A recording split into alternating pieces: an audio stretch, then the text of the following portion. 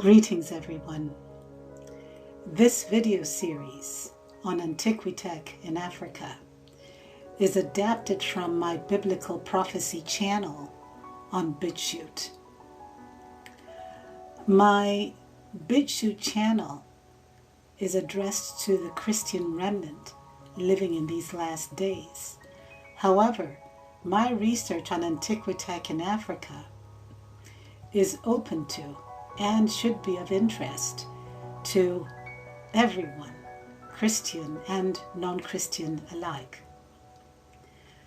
My premise in this video series is that the reason for Antiquitech and other old world buildings in Africa is that they are the remains of Yeshua, Jesus's millennial reign here on earth.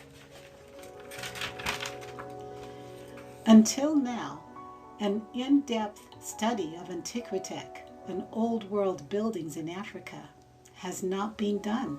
At least I haven't found it. So if any of you know of this type of research, please share the information with me. The presence of these buildings in Africa is far more difficult to explain than in other parts of the world. In Africa, we have cathedrals, castles, and even 8th century Hindu temples in Africa. And I will be presenting my research on these old world structures in Africa in this video series. The background music for all my videos are composed and presented or performed by my son, Angelo Robert Walker. And I will put the link to his YouTube channel in the description. Enjoy this video series, and I hope and pray that you learn a lot from them. Blessings, everyone.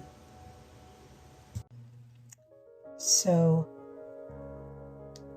I'll be focusing on Antiquitech in Africa. I'll include it from, Antiquitech from other parts of the world as well. But I want to focus on Africa because I think there's a very important point to be made by focusing on these structures, which, based on the official story, couldn't possibly have been built at the time or by the crew or people who they're saying built it. And so, to introduce this subject, I'm going to start with a quote from George Orwell. Every record has been destroyed or falsified. Every book rewritten. Every picture has been repainted. Every statue and street building has been renamed. Every date has been altered. And the process is continuing day by day and minute by minute. That's George Orwell, 1984.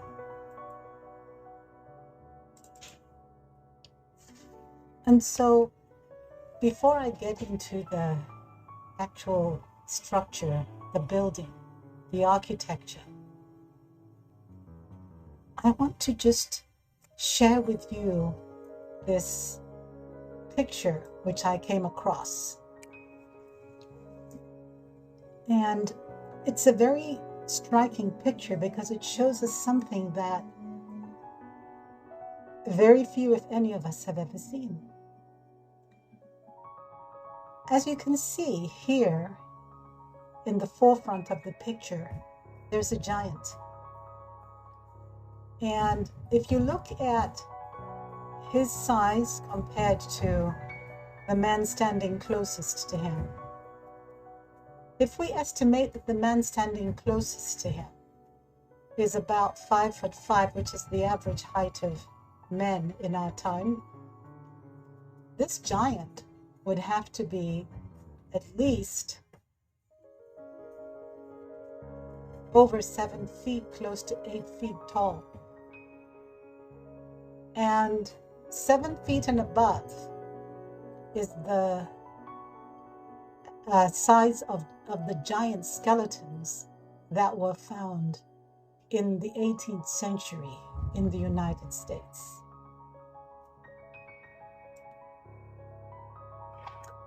And so, dear Remnant, I was struck by this picture because I've never seen a man that tall in my entire life. And I do believe that this picture was probably accidentally still left for the public to discover, because all trace of giants has been removed from our history. Reason being that having giants in our history directly contradicts the theory of evolution, which is what we've been taught in mainstream education globally. Because if giants are in our past, how could we have evolved? And how are they relevant to what I'm talking about? Well, most of these structures, which are just anomalous in the environments where they're found, appear to have been built by beings who would have to have been significantly taller and bigger than us. Well, there's technology involved as well, so that will be discussed more deeply later on. But what I do want to say here is that in the 18th century, when giant bones were discovered in the United States, the Smithsonian recovered virtually all of them and sequestered them, hid them away in order to destroy all memory of there ever having been such skeletons found. As for giants in Africa, I have never heard of such a thing myself. I was born in Africa, in Nairobi, Kenya, and I went to school there until I was 14 years old. I came to the United States when I was just about to turn 15. I've been back to Africa since then and lived there for a while. But one thing's for certain, there was no trace of giants in our history books. So seeing a man such as this in this photograph, and let me say that this photograph is not from Uganda, it's from Kenya. It's a workers' procession back in 1937, so that's the date when this photograph was taken. So as you can see in this photograph, I'm not sure if you can tell, but the people walking in this procession, some of them, in fact, the vast majority of them are not Black Africans. As you can tell from the turbans, they are Sikhs from India. So there is an official history of Indians in East Africa. However, the reason for their presence there and the numbers of Indians is a question which I think the history books don't really answer honestly for us. Okay? But that's not really the topic that I'm covering right now. I just do want to say that this picture is from Kenya, and those of you who have some knowledge of giants in our history must be aware of what it says in the book of Genesis concerning giants, that they were the offspring of the fallen angels, the sons of God who had children with the daughters of men. who are said to have been the daughters of Cain. And these children who were their offspring are known as the Nephilim, a life form that should never have been on earth, was never ordained by God to exist on earth. And so they are a forbidden presence, essentially. The question, though, too, is, were all giants Nephilim or not? Among alternative biblical scholars who do look into the question of giants, there is general agreement that all giants are the offspring of that union which God abhorred between fallen angels and human women. However, there are biblical references to people who were tall of stature, and that's all from the book of Ezra. And I'm going to come back with more information on the book of Ezra in future, to read you some of the passages where individuals or people who were tall of stature were actually simply references to people who lived back in the day. The essential message being that back in the days of Noah, as we all know, people lived hundreds of years, even up to 1,000 years. Some of them are close to 1,000 years old. Not only did they live long lives, but they were also of greater stature than we are.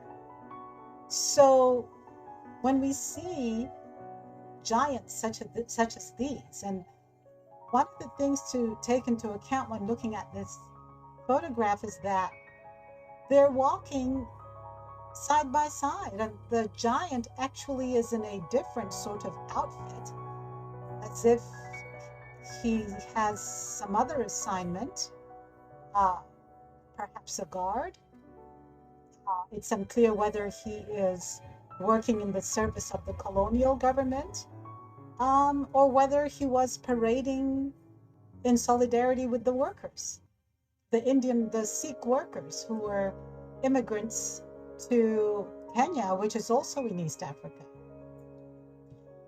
So this is a very curious picture, and I may come back to it in future. What I have heard about the Nephilim, which I'm sure many of you have heard, is that many of them, or all of them, not only had double rows of teeth, but they also had 6 fingers and 6 toes. And I do recall as a child in Africa, my mom saying that when a child was born, the fingers were always counted to make sure that they were the right number, 5, and not 6 fingers or toes. Obviously, there was something in the traditional lore which made it taboo for a person to be born with such a deformity. And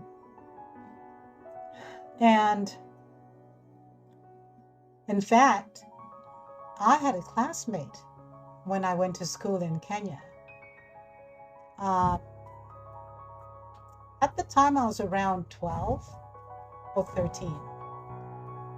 And she had 6 fingers and 6 toes on each foot and hand. 6 fingers on her hand, 6 fingers on each foot. 6 toes on each foot. So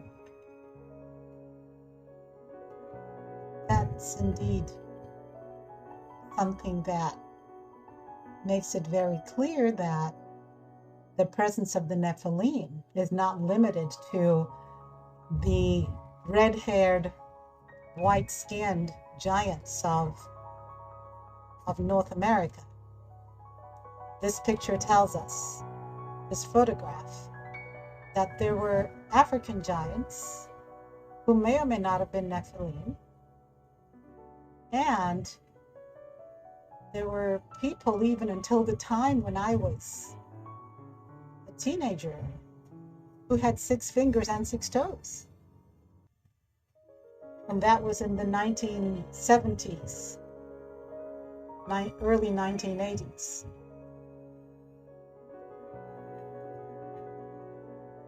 So there's our evidence, something I saw with my own eyes, right? So giants are very relevant to a discussion of Gothic cathedrals, the construction of Gothic cathedrals, which were in most cases 100 or even up to 300 or more feet in height. Giants were the likely builders of these cathedrals.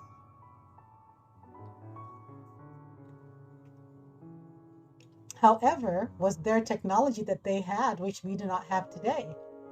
Technology which made it possible for them to levitate. And I have heard some sources suggest that that's the case.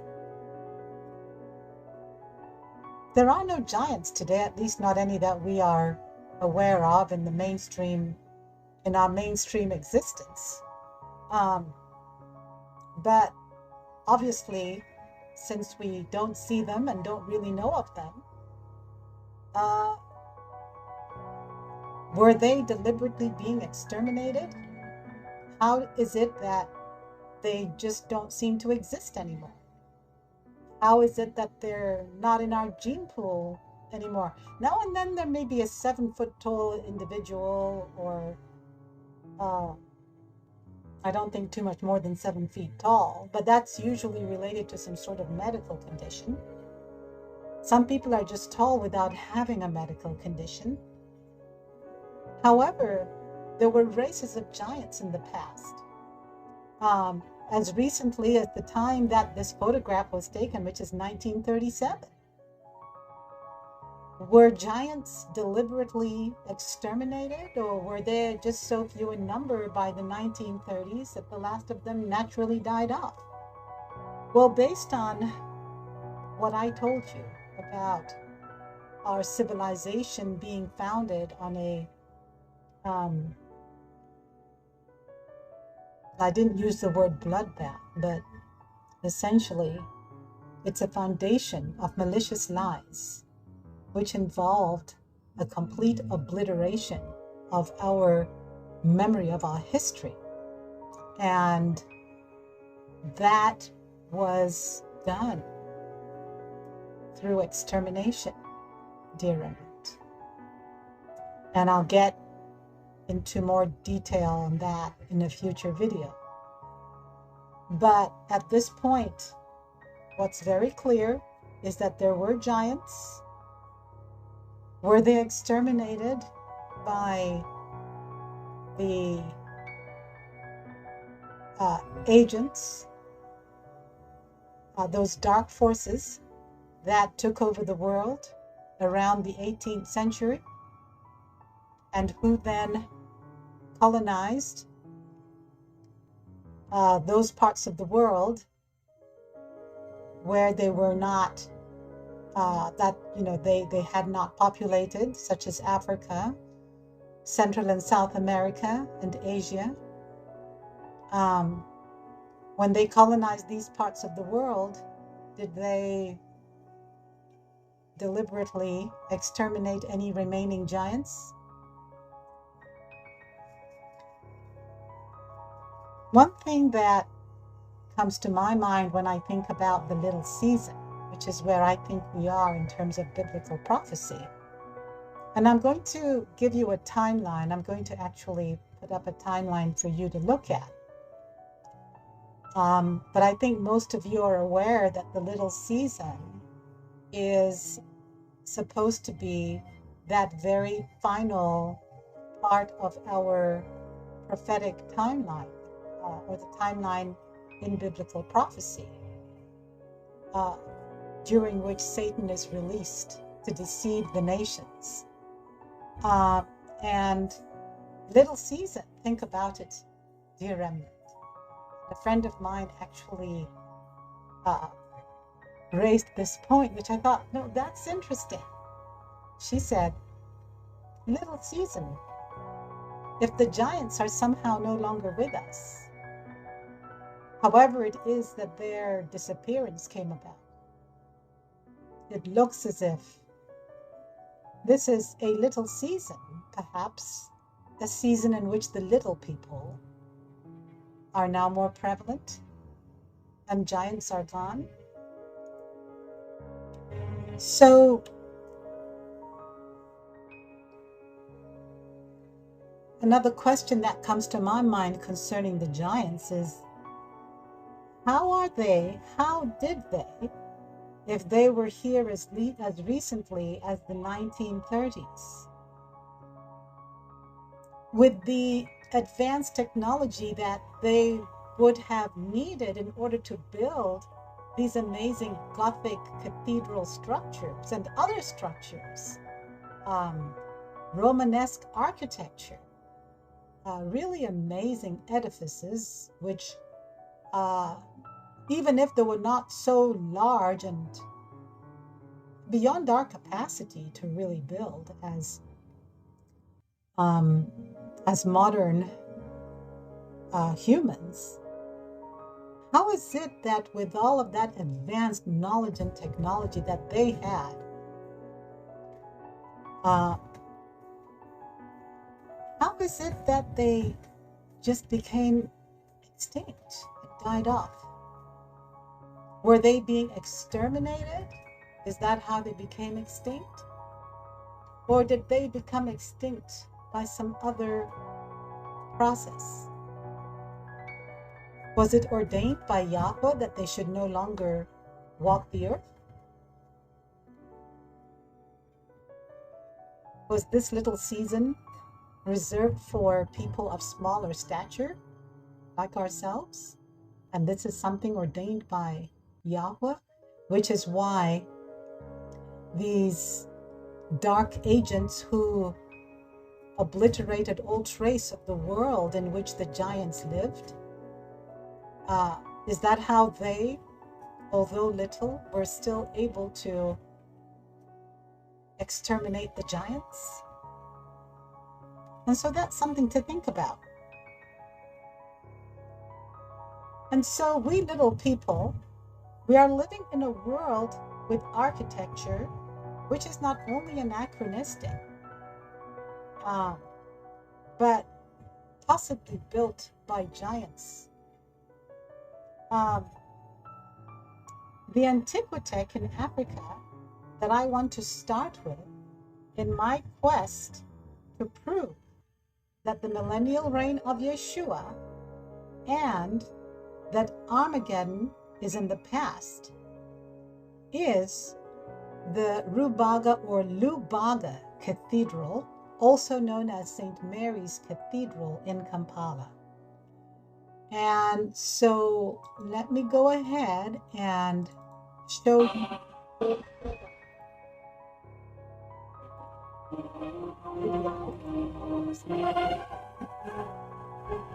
Okay, sorry. I hadn't meant to start it yet. But I want to just play a bit of this video which shows you a 4K view of Rubaga Cathedral. Okay. And this is only an aerial view. This doesn't give us a view of the inside of the building, but I want you to notice before I play this video, the rooftops of the towers. Notice the color is a kind of a concrete color, and how the edges here, the entire top portion of this tower here, it looks unfinished. And then the rest of it, the rest of this rooftop looks, finished in a normal way, tiled roofs. But why did this look this way? Okay, so that's something that, I want you to think about. And we'll take a look at because this is a Gothic style cathedral. So we'll look at what Gothic style cathedrals normally look like and what the towers normally have on them. But let me just play you this 4K, a short portion of this video.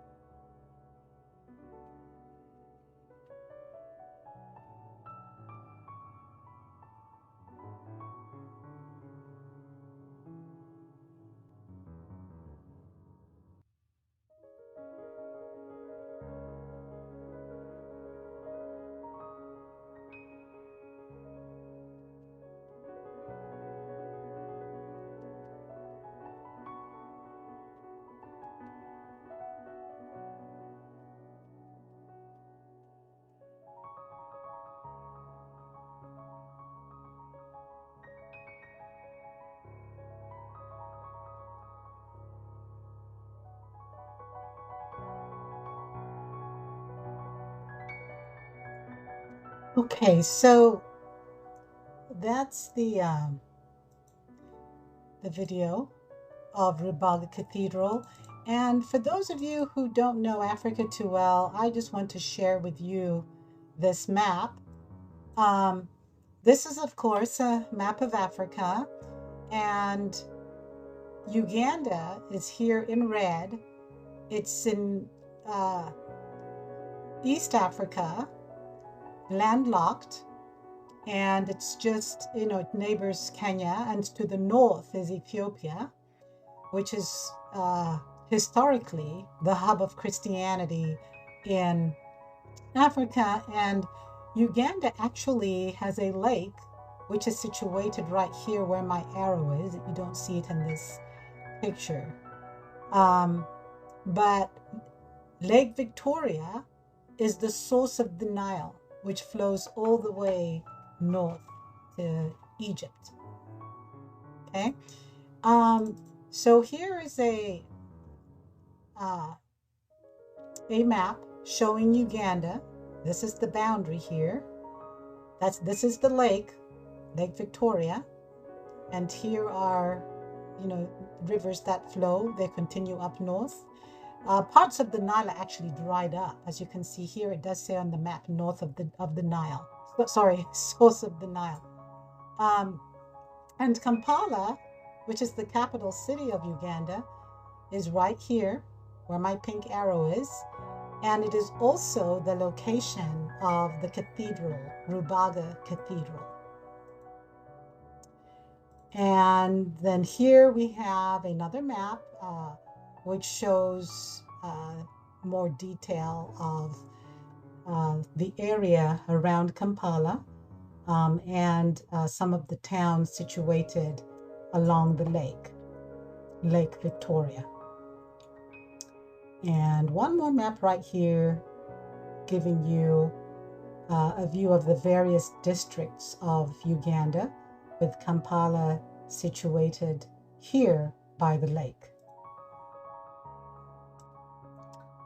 Right, so let's continue with this discussion about the Rubaga Cathedral. So here I have a photograph which shows an early image of Rubaga Cathedral taken early in the 20th century. And I believe it was built around or between 1914 and 1925. I'll give you the exact dates later. And of course, those are the official dates. They're not necessarily the true dates. as you know, my perspective on this structure is that it was built by an earlier civilization that preceded colonialism in Uganda. So, so as you can see here, written at the base of this photograph is in original handwriting, Rubaga Cathedral, Kampala. And here too you can see the location of this cathedral. It's the same one that we saw in the aerial view a little while back. The color modern image or pictures, video really, of the cathedral today.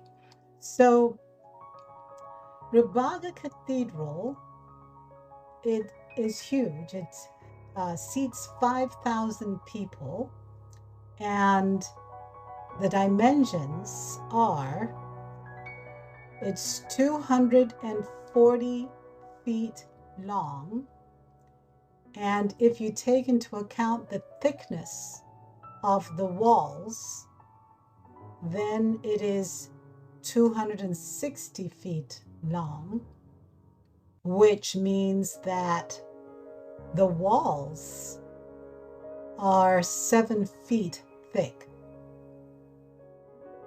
Okay? And then it is 63 feet wide. And then they say that from floor to ceiling, and I would imagine they're really talking about the ceiling along the main spine of the structure, the height is 50 feet.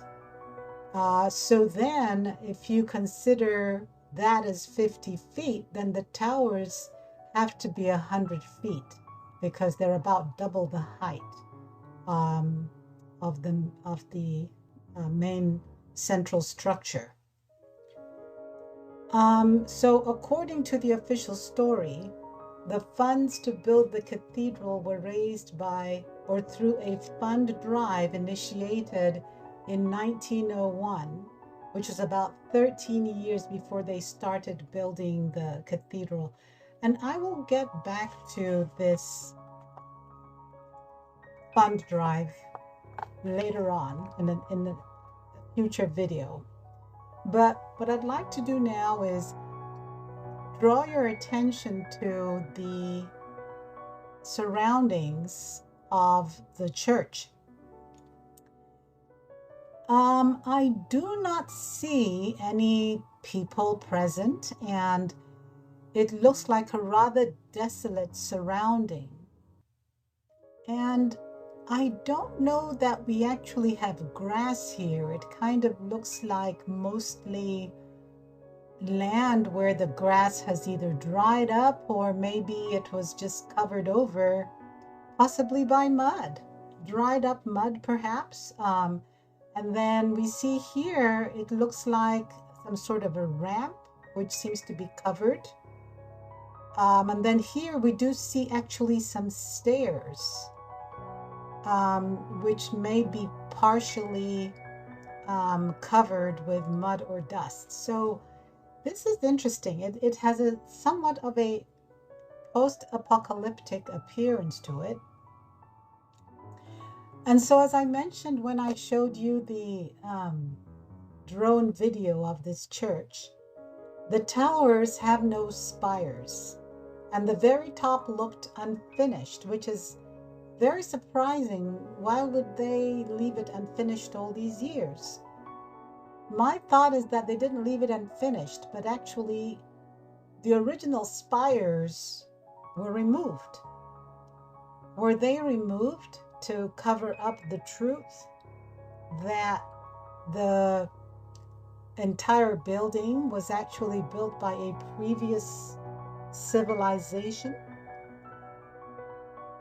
Were they removed because it would be difficult to explain how in the early 20th century that entire building, including the spires, could have been constructed with the available local construction, architectural, and engineering skills? And were they removed maybe because the materials used to construct spires could not be explained? The source of the materials could not be explained by the type of rock, stone, or metal available in the area. I mean, are these reasons why they got removed? Was it to maybe to make the structure look more simple as the type of, say, edifice that you would be more likely to find in a place as underdeveloped as Africa at the time that it was built? So these are just some of the questions about why those spires are missing. There are all kinds of other takes on it, but I won't get into that.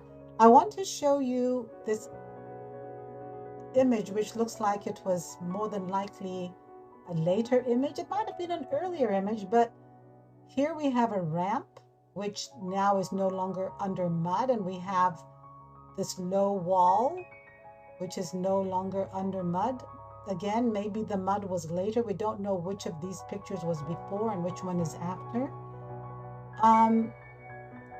So just interesting. If we go back to the previous photograph, just take a look again at what this looks like. It looks like muddy ground. It doesn't look like there's any grass on it. And even the sky looks, well, we can't really tell what color. It's a black and white picture. Now, I just want to show you for comparative purposes that here is a black and white picture which shows a landscape with grass. So you'd have some shiny areas where the light is reflecting off the grass, right? We don't see that in this picture. It looks like muddy ground. And then here is another image showing grass in a black and white photograph. So that's interesting too, because Uganda, which is my country, my father is from there. Uganda is an extremely fertile country. I mean, there are trees everywhere. It's very green. When the colonizers first arrived, they talked about how it is so fertile in Uganda. You could just throw a banana peel and out sprouts a banana tree. So where are the trees? Where is the grass? Where's all the greenery that Uganda is so famous for? So that's curious. And one could say, well, maybe it's the reason why there's, it's mostly muddy is because, construction was recent. Well, where are the heaps of maybe leftover stone or rocks or other types of construction materials? We don't have, well, actually, there was a construction photograph. We'll see that next time, which is not a very convincing one. But there are very few construction materials. So really, once you look at this photograph, you are led to question whether in this other photograph, whether this wall, this low wall here, and I hope you can see it, you can see the segments of the wall here, whether maybe this wall got excavated as well as this ramp got excavated from under this mud. Or maybe it was just partially present and then just improved on. Partially, still standing after the excavation, and then it was just finished off. But there's clearly a ramp right here. So these are some questions about this architecture. And we'll get a little more into the actual construction, which actually there's not a whole lot of information. But I have some more comments concerning that, which I'll bring up in a later video. And we'll also be looking at pictures of the inside of this church and just kind of ask questions about it, which, are, just raise questions about when it was actually built. I'll also give you some of the background on Uganda's colonial history, colonial economy, not a whole lot of that, just key points that highlight contradictions which don't make sense concerning how this structure came about during the time when it was supposedly built, supposedly between 1914 and 1924. And yes, like I said, does not make a whole lot of sense. I'll also talk a little bit about spires, Gothic cathedral spires, the way they actually look, and the fact that, when you build a Gothic cathedral, especially the ones built in the 12th century, I mean, they put spires on them. Where are the spires? Church without a spire. So there'll be more commentary on that down the line. For now, I'll leave it there.